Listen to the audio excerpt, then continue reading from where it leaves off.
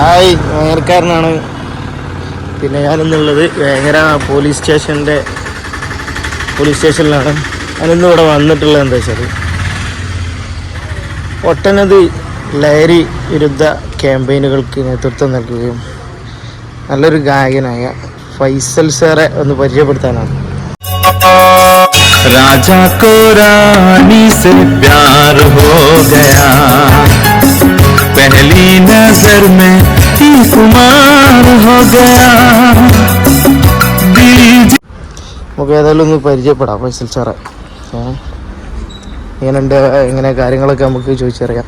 ലഹരി വിരുദ്ധ ക്യാമ്പയിന് ഇനി ഈ ഒരു പുതിയ കാലത്ത് എങ്ങനെയൊക്കെയാണ് അത് ആളുകളിലേക്ക് എത്തിക്കാനുള്ള നല്ല നല്ല നിർദ്ദേശങ്ങളൊന്ന് കേൾക്കാം.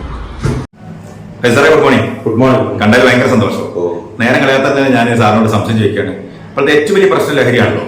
അതെ, നമുക്ക് ഇതൊന്ന് കുറയ്ക്കാനും തടയിടാനും നമുക്ക് എന്താ ചെയ്യാൻ പറ്റുക?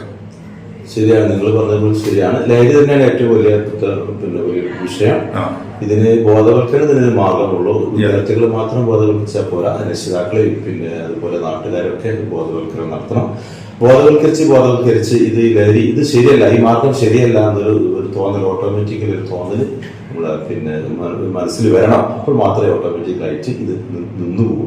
അപ്പൊ സാറ് പറയുന്നത് പിന്നെ കുട്ടികളെ മാത്രം ബോധവൽക്കരിച്ച കാര്യമില്ല, പിന്നെ രക്ഷിതാക്കളെയും നാട്ടുകാരെയും ബോധവൽക്കരിക്കണം. തീർച്ചയായിട്ടും എല്ലാവരെയും, കുട്ടികളെ മാത്രം വിളിച്ച രക്ഷിതാക്കളെയും പിന്നെ നാട്ടുകാരെയും ഒക്കെ ബോധവൽക്കരണം നടത്തണം.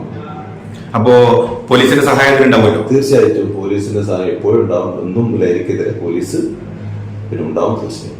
Okay, thank you sir. Thank you very much.